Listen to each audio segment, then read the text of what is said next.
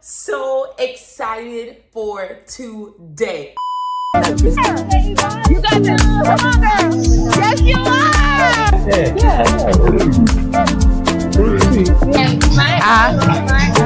Yes, Emily.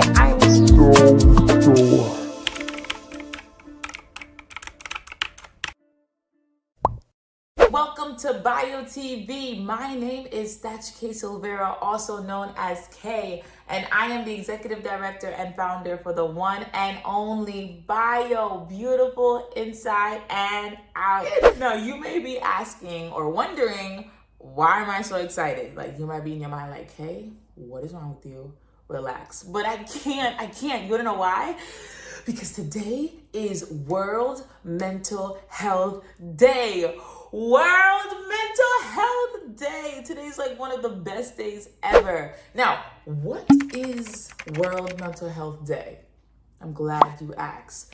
On this day is a day where we are raising awareness on mental health and figuring out ways on how to boost and improve our mental health and providing positive strategies, right, to help one's emotional well-being. In this episode, we are going to be providing communication strategies on how to continue to communicate our mental health, our needs, so that we can be our best self. And this episode is not only for you, but it's also for the person that's next to you, the other person that's next to you, the one that's behind you, parents, young adults, children, anyone can benefit from this episode. So please don't go anywhere. Let's get started. Yeah. So we already discovered in our last episode that mental health is important, right? And if your mental health is not good, right, if you're not taking care of it, then you can't be your best self. You can't be able to conquer the world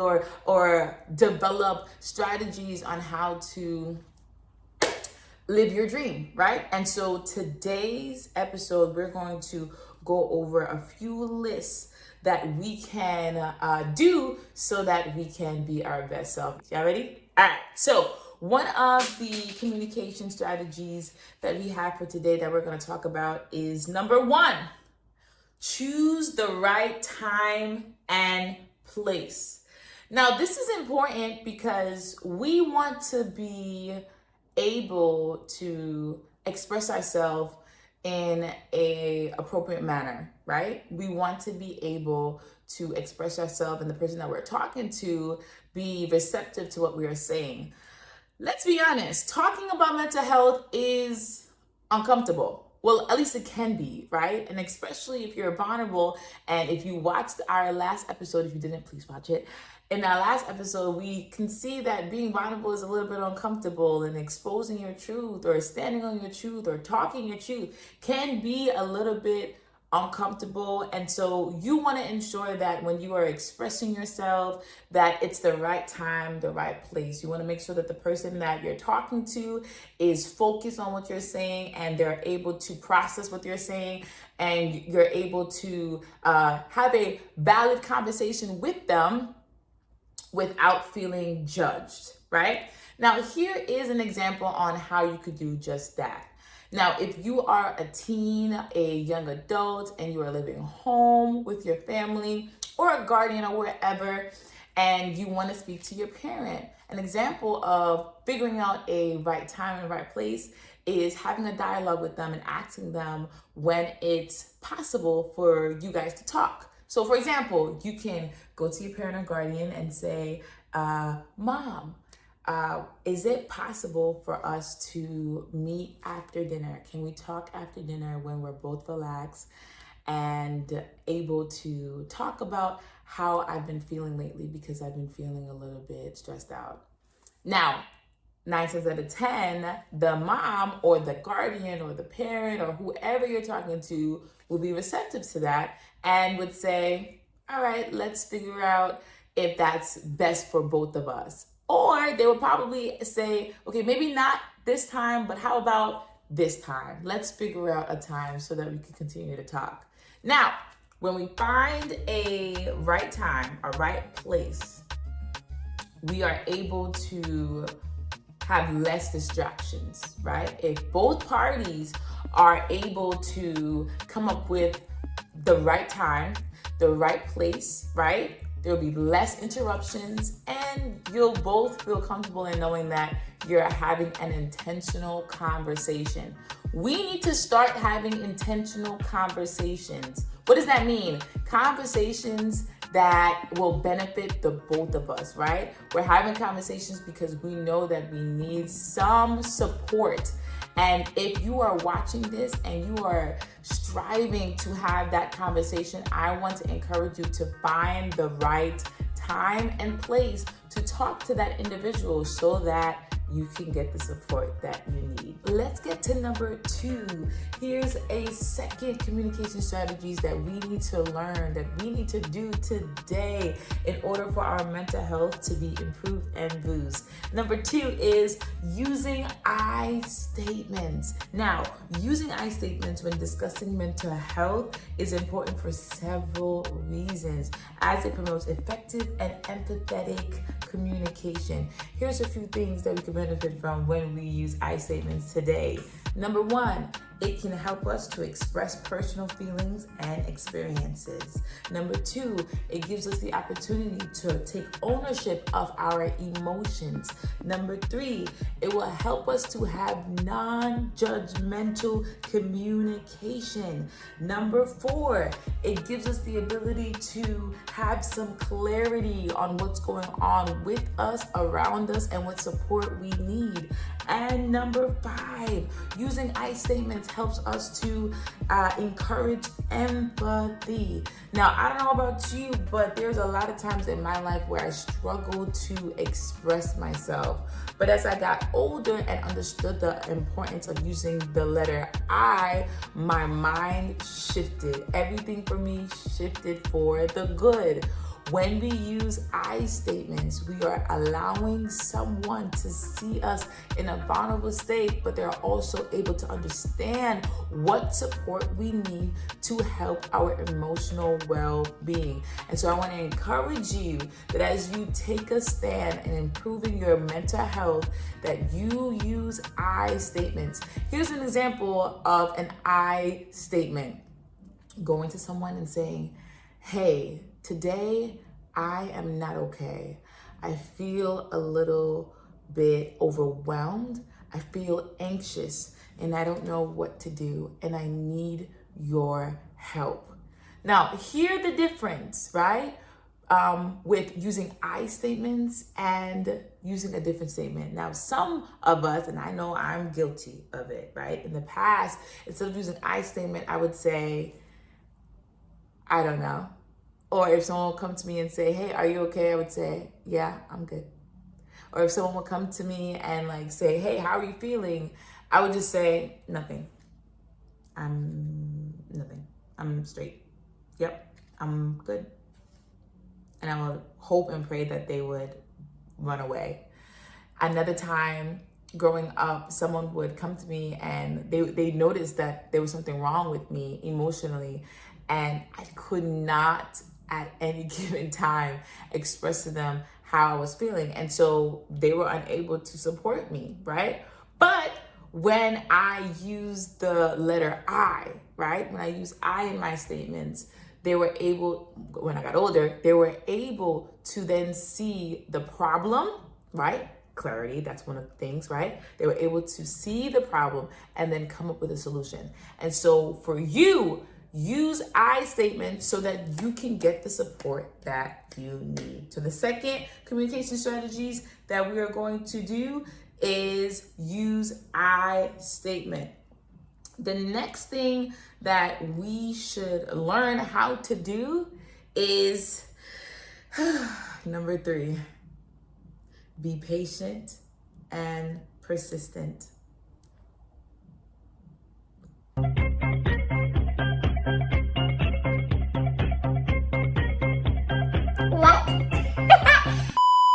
Be patient and be persistent. Now, this is a big one, okay? Because I don't know about you, but I had a problem with being patient, right? I wanted things to happen like this. If I come to you and I say, "Yo, I got a problem. I have a problem.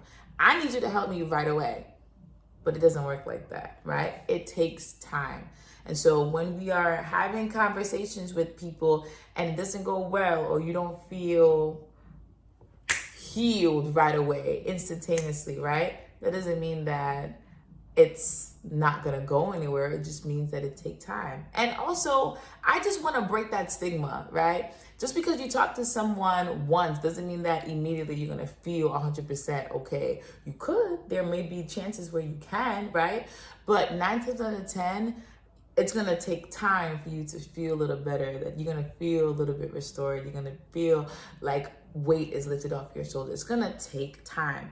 And so that is why we must not only be persistent, but also patient, right? We have to know that we're gonna continue to have these conversations in hopes that one day we're gonna feel better. And in due time, you will. You just have to take your time. Keep talking about your feelings. Keep using I statements. Keep allowing yourself to be vulnerable with those people that you feel comfortable with, because in due time, you are going to be 100% restored. And even if it's not 100%, you will see, right, benefits. You will see a change, but you have to be persistent. The 2 P's: be patient and persistent. Now, the other thing that I want us to learn how to do today is number 4, share personal experiences. Now, this kind of connects with what we discovered and learned last episode, being vulnerable, right? It is difficult. It is uncomfortable. Let me be the first one to share with you.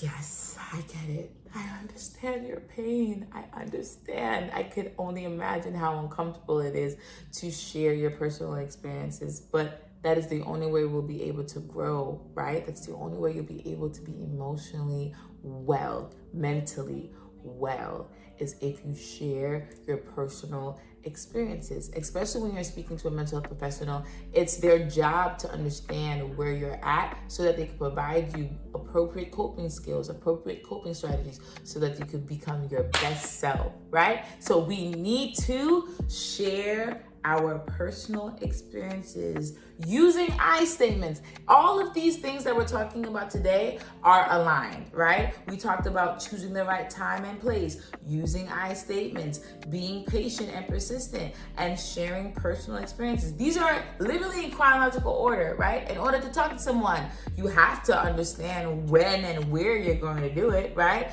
Then you're going to have to express yourself by using I statements so the person knows that you are in desperate need, or you are in need of something, right, to help you emotionally, right? Then you're gonna be patient and persistent in hopes that one day you're going to get the support that you need. And then you're sharing your personal experiences. What a good way on learning how to improve and boost your mental health. Now, for parents and for young adults and teenagers and all of the above, it is important to know that while we are doing these things, that we must create a judgment-free zone. A judgment-free zone. Now, what does that look like? Well, it looks like you assuring the person that you're listening to and letting them know that everything is gonna be okay. Letting them know that everything that they say is not being judged, right? There's no bias, right? An example phrase that you can use is, I'm here to listen and I won't judge you for how you're feeling, right? Reassuring them that you are listening, that you are here, and that anything and everything they say to you is not gonna go anywhere, right? It's not gonna go outside of this room. It's gonna be between you and them. Another thing that we need to do when someone is speaking to us is be an active listener. Be an active listener. Now, what does that look like? Well, sometimes when someone talks to us, I don't know about you, but I have moments where when someone's talking to me, I kind of daze off, right? I kind of like start thinking about what I'm gonna eat for dinner, or I start thinking about all the other things that I have in my life. But when someone is coming to you and is expressing their emotions, you have to be active listening. You have to be able to process what they're saying and be able to repeat what they're saying using your thoughts and providing them such help, whether it's encouraging them to speak to someone that is a professional to help them, right? You have to be able to hear what they're saying, especially when they're using I statements. Another thing that we need to discover and understand, that when someone is coming to you and talking to you about their emotions and feelings, you must ask open-ended questions. Now, what are open-ended questions? Open-ended questions are questions that are used to have a deeper discussion, right? For instance, can you tell me a little bit more about this? What is making you feel this way? Who is this person that you speak of, right? These questions kind of open a dialogue for the person that's listening to understand what support is needed. So asking open-ended questions. The other thing that I want us to understand also is to validate their feelings. Validate their feelings. So if someone is expressing to you how anxious they're feeling or how nervous they're feeling, it is important for us to tell them that it is normal to feel how you're feeling. Now, let me just take a pause right here and just acknowledge something, right? There's a lot of us that feel like if you are anxious or if you are overwhelmed, that there's something wrong with you. No, absolutely, positively not. That is a lie. And I want to break that stigma on BioTV, right? Just because you're nervous, just because you're anxious, does not mean that there's something wrong with you. It doesn't mean that you're an alien. And again, if you're an alien, I come in peace. But we are all human, right? And so we are all going to experience a level of anxiety. We are all going to experience a level of feeling overwhelmed and not sure what to do and feeling, right? But the concern is that if you feel this on a daily basis, or if you're noticing that there's a pattern, then it's encouraged for you to speak to a mental health professional and try to see like what's happening, like what's triggering your anxiety, what's triggering you to think this way, what's triggering you to behave this way, right? And then when you have those dialogues, using I statements, sharing your personal experience, then that mental health professional, that professional is then able to decide or figure out what is going on, and then you can move forward. But if you are here, okay, and you are feeling nervous and you felt nervous and you feel a little anxious, you feel overwhelmed, that doesn't mean there's something wrong with you. It doesn't. It just means that you're normal. You are normal. And it's okay. It's okay to have an off day. It's okay to feel overwhelmed. There's a lot of things that's going on, and especially if you're in school, elementary, middle school, high school, even college, school in general is overwhelming, right? I remember when I was in school, especially in middle school and high school, I like literally tried to rip the little hair that I had on my head because it was just so stressful, especially work and midterms, just studying for an exam. It was crazy. And I don't know if you're familiar of Regents, but when I used to go to school in New York, it was mandated for us to take Regents exams towards the ending of our school year. And if you didn't pass that exam, you would either not get promoted to the next grade, or you could get promoted, but you won't be able to graduate until you pass those exams to receive your Regents diploma. And so I remember one day I was just overthinking, and I was literally crying and saying, oh my gosh, I don't know what to do. I do not like this. I don't know how I'm gonna pass this math exam. It was literally math. Now that it's coming to my remembrance, I did not like math. Now I kind of like it a little bit. I like a little formulas. But before, oh my goodness, math. I did not like math. I didn't like the angles. I didn't like the slopes. I didn't like any of of those things. And I was literally putting myself in stress. I was putting myself in stress mode, and I was anxious, and I was just like, oh my gosh, oh my gosh, oh my gosh, oh my gosh, right? And then after a while, I kind of felt like there was something wrong with me because everyone around me was cool, collected, and they were ready for the exam. And I'm just here freaking out. And then even before the exam, I was crying. So long and behold, I took the exam and I did okay. But still, there was nothing wrong with me, right? But in that moment, I thought that there was something wrong with me because everyone else around me was okay. And I was the only one that was freaking out before and during the exam. And so I want to break that stigma.